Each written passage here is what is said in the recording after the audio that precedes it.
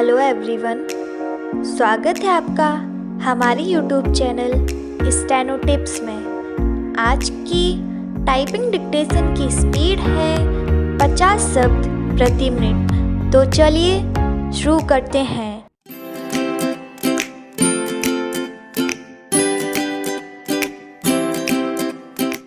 Dictation शुरू होगी 5 second बाद।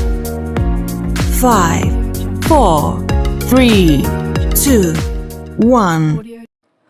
स्टार्ट। कोविड टीकाकरण अभियान के आगे बढ़ने के बीच संक्रमण के नए मामलों में गिरावट की खबर यकीनन राहत पहुंचाने वाली है। स्वास्थ्य मंत्रालय ने कल बताया कि करीब 6 महीने बाद कोविड-19 के नए मामलों की संख्या 20,000 से नीचे दर्ज की गई है और अब देश में संक्रमण के कुछ सक्रिय मामले भी 3 लाख से कम रह गए हैं। यह खबर इसलिए भी सुकूनदेह है कि जिस केरल में अभी सबसे अधिक मामले रोजाना आ रहे हैं, वहाँ भी नए मामलों की संख्या पिछले कुछ दिनों से घट रही है, लेकिन शुरू से न्यूनतम संक्रमण वाले क्षेत्रों में शामिल पूर्वोत्तर के मिजोरम से आ रही खबरें चिंता बढ़ाने वाली हैं। महाराष्ट्र और केरल जैसे बड़े प्रदेशों के मुकाबले काफ़ी छोटा मिजोरम आज सर्वाधिक नए मामलों वाले 5 राज्यों में एक है।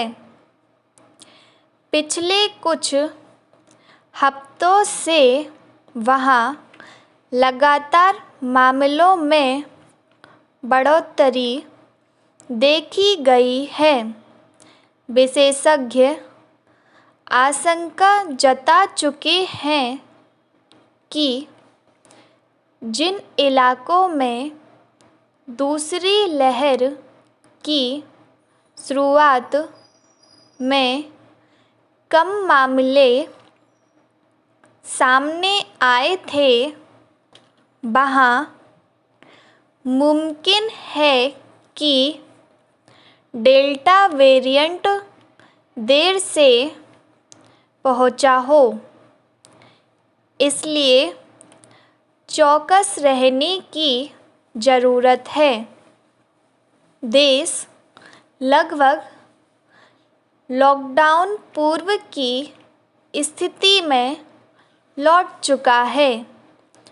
कुछ सावधानियों, सीमाओं के साथ तमाम गतिविधियां शुरू हो चुकी हैं और त्योहारी मौसम की शुरुआत के कारण शहरी बाज़ारों में भी भीड़ लौटने लगी है।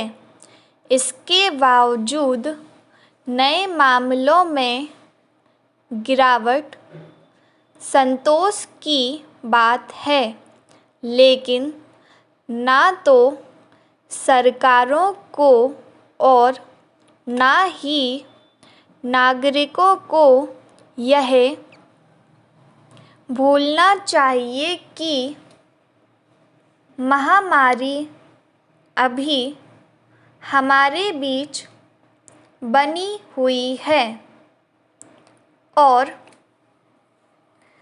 विश्व स्वास्थ्य संगठन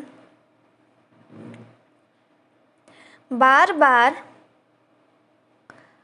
आगाह कर रहा है कि इस पर काबू पाने में अभी लंबा वक्त लगेगा। फिलहाल टीकाकरण के जरिए या पूर्व में संक्रमित हो चुके लोगों के प्रतिरोधी क्षमता अर्जित करने से ही उम्मीदें बांधी जा सकती हैं, चूँकि दुनिया की बहुत बड़ी आबादी तक अभी टीके की पहुंच नहीं बन पाई है।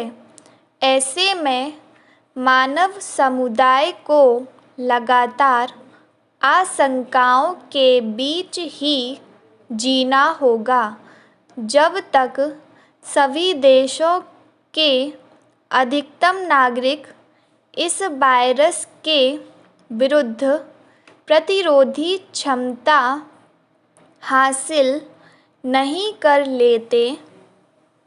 हम इस पर नियंत्रण को लेकर आश्वस्त नहीं हो सकते।